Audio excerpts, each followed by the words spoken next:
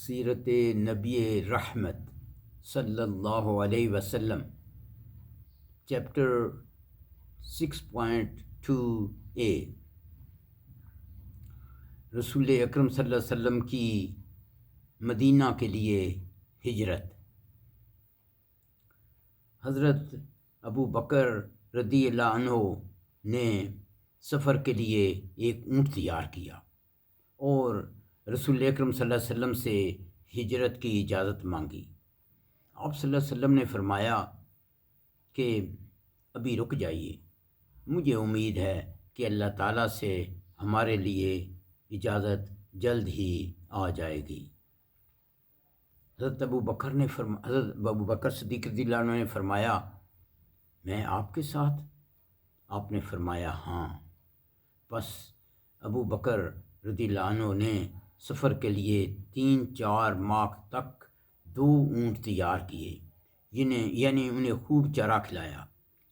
چونکہ اکثر مسلمان مدینہ پہنچ چکے تھے اور قریش کو یہ خطرہ لاحق ہوا کہ وہ اوس اور خزرج کے جنگجو قبائل سے مل کر ان پر حملہ نہ کر دیں، قریش نے رات کو ایک خفیہ میٹنگ بلائی۔ اس میں بنو ہاشم کے ابو لہب اور مطعم بن عدی، جس نے رسول اکرم صلی اللہ علیہ وسلم کو امان دے رکھی تھی، کے علاوہ سب قبیلوں کے سردار تھے۔ انہوں نے دیکھا کہ دروازے پر ایک سفید ریش بزرگ ہے۔ پوچھا، آپ کون ہیں؟ اس نے کہا، میں نجدی شیخ ہوں، آپ کی میٹنگ کا پتہ چلا ہے، میں بھی آپ کو مفید رائے دینے آیا ہوں۔ دراصل وہ شیطان تھا۔ اس میٹنگ میں پہلی رائے یہ آئی کہ آپ صلی اللہ علیہ وسلم کو ایک مکان میں بند کر دیا جائے۔ نجدی شیخ نے کہا، پھر بھی ان کا کام ان دیواروں سے باہر اثر کرتا رہے گا۔ دوسری تجویز یہ آئی کہ انہیں یہاں سے نکال دیا جائے، وہ جانیں اور ان کا کام، اس سے کم از کم ہمیں نجات مل جائے گی۔ نجدی شیخ نے کہا کہ وہ اپنے پیروکاروں کو اکٹھا کر کے تم پر حملہ آور ہو جائیں گے۔ پھر ابو جہل نے یہ تجویز دی کہ ہر قبیلے سے ایک نوجوان چنا جائے، یہ سب نوجوان رسول اکرم صلی اللہ علیہ وسلم کے گھر کے باہر رات کو پہنچ جائیں، اور جب رسول اکرم صلی اللہ علیہ وسلم تہجد کے لیے نکلیں تو یکدم حملہ کر کے نعوذ باللہ ان کا کام تمام کر دیا جائے۔ اس طرح بنو مناف سب قبیلوں سے لڑائی نہیں کر سکتے اور دیت خون بہا لینے پر رضامند ہو جائیں گے، جو ہم ادا کر دیں گے۔ شیخ نجدی نے کہا، یہ صحیح تدبیر ہے۔ اسی کے بارے میں اللہ تعالیٰ نے سورۃ الانفال آیت نمبر 30 میں فرمایا ہے، وَإِذْ يَمْكُرُ بِكَ الَّذِينَ كَفَرُوا لِيُثْبِتُوكَ أَوْ يَقْتُلُوكَ أَوْ يُخْرِجُوكَ وَيَمْكُرُونَ وَيَمْكُرُ اللَّهُ وَاللَّهُ خَيْرُ الْمَاكِرِينَ۔ وَإِذْ يَمْكُرُ بِكَ الَّذِينَ كَفَرُوا لِيُثْبِتُوكَ أَوْ يَقْتُلُوكَ أَوْ يُخْرِجُوكَ وَيَمْكُرُونَ وَيَمْكُرُ اللَّهُ وَاللَّهُ خَيْرُ الْمَاكِرِينَ۔ اور یاد کرو جب کافر آپ کے بارے میں خفیہ تدبیریں کرتے تھے کہ آپ کو قید کر لیں یا قتل کر دیں یا مکہ مکرمہ سے نکال دیں، تو وہ تو اپنی تدبیریں کر رہے تھے اور اللہ تعالیٰ اپنی تدبیر کر رہا تھا، اور اللہ تعالیٰ بہترین تدبیر کرنے والا ہے۔ اللہ تعالیٰ نے حضرت جبرائیل علیہ السلام کے ذریعے رسول اکرم صلی اللہ علیہ وسلم کو کافروں کی تدبیر سے آگاہ کر دیا۔ اس کے بعد کا واقعہ حضرت عائشہ رضی اللہ عنہ بخاری کی حدیث میں یوں بیان کرتی ہیں، رسول اکرم صلی اللہ علیہ وسلم روزانہ ہمارے گھر صبح یا عصر کے وقت تشریف لاتے۔ ہم نے دیکھا کہ رسول اکرم صلی اللہ علیہ وسلم دوپہر کے وقت سخت ترین گرمی میں اپنے سر پر ایک بڑی پگڑی باندھے تشریف لائے اور گھر میں آنے کی اجازت چاہی۔ پھر حضرت ابو بکر صدیق رضی اللہ عنہ سے کہا کہ باقی لوگوں کو یہاں سے ہٹا دیں۔ حضرت ابو بکر نے فرمایا، صرف آپ کا کنبہ ہے، یعنی حضرت عائشہ اس وقت تک آپ کا ان سے نکاح ہو چکا تھا، آپ صلی اللہ علیہ وسلم سے نکاح ہو چکا تھا، اور حضرت اسما ہیں۔ رسول اکرم صلی اللہ علیہ وسلم نے فرمایا کہ اللہ تعالیٰ نے ہمیں ہجرت کی اجازت دے دی ہے۔ حضرت ابوبکر رضی اللہ عنہ نے پوچھا میں بھی آپ کے ساتھ؟ آپ نے فرمایا ہاں۔ اس پر حضرت ابوبکر رونے لگے۔ حضرت عائشہ رضی اللہ عنہ کہتی ہیں کہ مجھے پہلی بار پتہ چلا کہ لوگ بہت خوشی سے بھی روتے ہیں۔ حضرت ابوبکر نے پہلے ہی سے سب انتظامات کر رکھے تھے۔ رسول اکرم صلی اللہ علیہ وسلم نے اپنے گھر میں حضرت علی سے کہا کہ تم اس رات میرے بستر پر میری سبز چادر اوڑھ کر سو جانا، تجھے کسی قسم کا نقصان نہیں پہنچے گا، اور صبح کو لوگوں کی امانتیں واپس کر کے مدینہ روانہ ہو جانا۔ اس طرح حضرت علی چند دن بعد مدینہ پہنچ گئے۔ سوچئے کہ آپ کے جانی دشمن بھی اپنی امانتیں آپ کے پاس ہی رکھتے تھے۔ رسول اکرم صلی اللہ علیہ وسلم حسب معمول رات کو گھر سے نکلے تو مشرکین کے نوجوانوں کی صفوں کو چیرتے ہوئے اور ان نوجوانوں کے سروں پر مٹی ڈالتے ہوئے گزرے۔ اللہ تعالیٰ نے ان نوجوانوں کی نگاہیں پکڑ لی تھیں اور وہ آپ صلی اللہ علیہ وسلم کو نہ دیکھ سکے۔ اس وقت رسول اکرم صلی اللہ علیہ وسلم اس آیت کریمہ کی تلاوت فرما رہے تھے، سورۃ یاسین آیت نمبر 9۔ وَجَعَلْنَا مِن بَيْنِ أَيْدِيهِمْ سَدًّا وَمِن خَلْفِهِمْ سَدًّا فَأَغْشَيْنَاهُمْ فَهُمْ لَا يُبْصِرُونَ، اور ہم نے ایک آڑ ان کے سامنے کر دی، یعنی دنیا کی زندگی ان کے لیے مزین کر دی، اور ایک آڑ ان کے پیچھے کر دی، ان کے ذہنوں میں آخرت کو ناممکن الوقوع کر دیا، جس سے ہم نے ان کو ڈھانپ دیا سو وہ دیکھ نہیں سکتے۔ اس کے بعد آپ صلی اللہ علیہ وسلم 27 صفر سن 1490 کو حضرت ابوبکر رضی اللہ عنہ کے گھر تشریف لے گئے۔ پھر ان کے مکان کی ایک کھڑکی سے نکل کر مکہ مکرمہ سے جنوب کا رخ کیا، جبکہ مدینہ عین شمال میں ہے۔ چند میل کا سفر کر کے غار سور میں پہنچے۔ جب حضرت علی صبح اٹھے تو مشرک نوجوانوں نے دیکھ کر حیران رہ گئے اور پوچھا کہ حضرت محمد کہاں ہیں صلی اللہ علیہ وسلم۔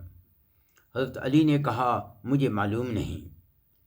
حضرت علی کو کچھ دیر حراست میں رکھ کر چھوڑ دیا گیا، اور بدحواس کافر حضرت ابوبکر کے گھر گئے اور حضرت اسماء رضی اللہ عنہ سے پوچھا تمہارا ابا کہاں ہے؟ انہوں نے کہا میں نہیں جانتی۔ تو ابو جہل نے ان کے رخسار پر تھپڑ مارا، جس سے ان کے کان کی بالی گر گئی۔ پھر کافروں نے یہ اعلان عام کر دیا کہ جو کوئی رسول اکرم صلی اللہ علیہ وسلم یا حضرت ابوبکر صدیق رضی اللہ عنہ یا دونوں کو زندہ یا مردہ حاضر کرے گا اسے 100 اونٹوں کا انعام دیا جائے گا۔ یہ حدیث بخاری میں ہے۔ جب رسول اکرم صلی اللہ علیہ وسلم غار سور کے پاس پہنچے تو حضرت ابوبکر غار کے اندر گئے اور غار کو صاف کیا اور کچھ سوراخوں کو اپنا تیمم پھاڑ کر بند کر دیا۔ دو سوراخ باقی رہ گئے، ان پر اپنے پاؤں رکھ لیے اور رسول اکرم سے عرض کیا کہ غار کے اندر تشریف لائیں۔ رسول اکرم صلی اللہ علیہ وسلم غار میں حضرت ابوبکر صدیق رضی اللہ عنہ کی آغوش میں سر رکھ کر سو گئے۔ اس دوران حضرت ابوبکر کے پاؤں کو کسی چیز نے ڈس لیا اور سخت درد کے باوجود آپ ذرا نہ ہلے تاکہ رسول اکرم صلی اللہ علیہ وسلم اٹھ نہ جائیں۔ جب حضرت ابوبکر کے آنسو اور پسینہ رسول اکرم صلی اللہ علیہ وسلم کے چہرے پر پڑا تو رسول اکرم صلی اللہ علیہ وسلم اٹھ گئے اور پوچھا کیا ماجرا ہے؟ عرض کیا کہ مجھے کسی چیز نے ڈس لیا ہے۔ رسول اکرم صلی اللہ علیہ وسلم نے اس پر اپنے منہ کا لعاب لگا دیا اور بفضل خدا تکلیف ختم ہو گئی۔ دونوں نے جمعہ، ہفتہ اور اتوار کی تینوں راتیں غار میں گزاریں۔ اللہ تعالیٰ نے حضرت ابوبکر کو یہ انمول موقع دیا کہ رسول اکرم صلی اللہ علیہ وسلم سے اور زیادہ روحانیت اور فیض حاصل کر سکیں۔ حضرت ابو بکر نے مندرجہ ذیل انتظامات کر رکھے تھے۔ نمبر 1، حضرت عبداللہ بن ابو بکر ہر رات کی تاریکی میں غار سور پہنچتے اور مکہ کی خبریں بتاتے اور صبح سے پہلے ہی واپس مکہ پہنچ جاتے، گویا انہوں نے رات مکہ میں گزاری ہے۔ نمبر 2، بخاری میں ہے حضرت ابو بکر کے غلام عامر بن فہیرہ ہر رات کو بکریاں چراتے غار سور کے پاس پہنچتے اور دونوں حضرات پیٹ بھر کر بکریوں کا دودھ پی لیتے۔ صبح ہوتے ہی وہ بکریوں کو لے کر واپس مکہ پہنچتے اور بکریوں کو اس طرح ہانکتے کہ حضرت عبداللہ بن ابو بکر کے پاؤں کے نشانات مٹ جائیں۔ نمبر 3، عبداللہ بن اریقت راستوں کے ماہر تھے۔ وہ 3 راتوں کے بعد، جو کہ سوموار کی رات تھی اور ربیع الاول سن 1 ہجری یا بمطابق 16 ستمبر سن 622 کو 2 اونٹنیوں لے کر غار سور پہنچ گئے۔ حضرت ابو بکر نے ایک اونٹنی رسول اکرم صلی اللہ علیہ وسلم کو بطور تحفہ پیش کی۔ رسول اکرم صلی اللہ علیہ وسلم نے فرمایا قیمتاً، پس رسول اکرم نے ایک اونٹنی خرید لی۔ سوچئے اتنی عمر تک آپ کے پاس ایک اونٹنی تک نہ تھی۔ بخاری میں ہے کہ حضرت اسماء بنت ابو بکر نے زاد راہ بھیجنا چاہ تو اسے لٹکانے کے لیے بندھن لگانا بھول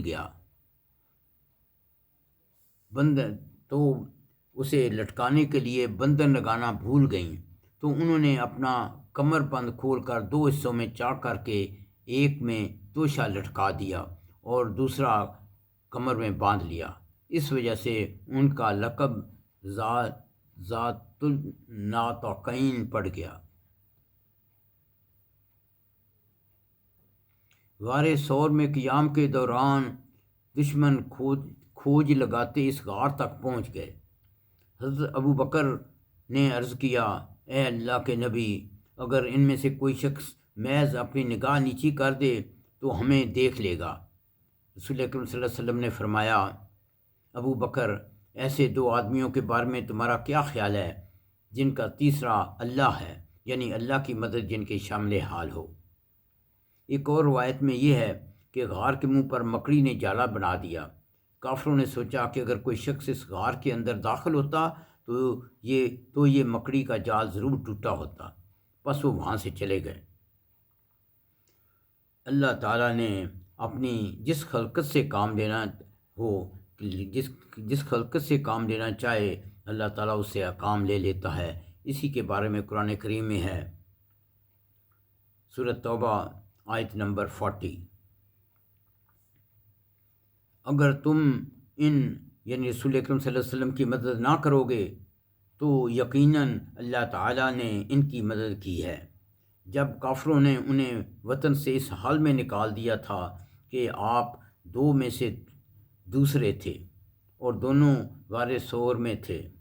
جب وہ اپنے ساتھی یعنی حضرت ابو بکر رضی اللہ عنہ سے کہہ رہے تھے، گھبراؤ نہیں، یقیناً اللہ تعالیٰ ہمارے ساتھ ہے، تو اللہ تعالیٰ نے اس پر تسکین نازل کی اور ان لشکروں سے ان کی مدد کی جنہیں تم نے دیکھا ہی نہیں، اور کافروں کی بات یعنی شرک کو پست کر دیا، اور اللہ کا کلمہ یعنی توحیدی کو بول بالا ہے، اور اللہ تعالیٰ غالب حکمت والا ہے۔ یہ مضمون اس کے بعد کے بیان میں جاری رہے گا انشاءاللہ۔ ربنا تقبل منا انک انت السمیع العلیم وتب علینا انک انت التواب الرحیم۔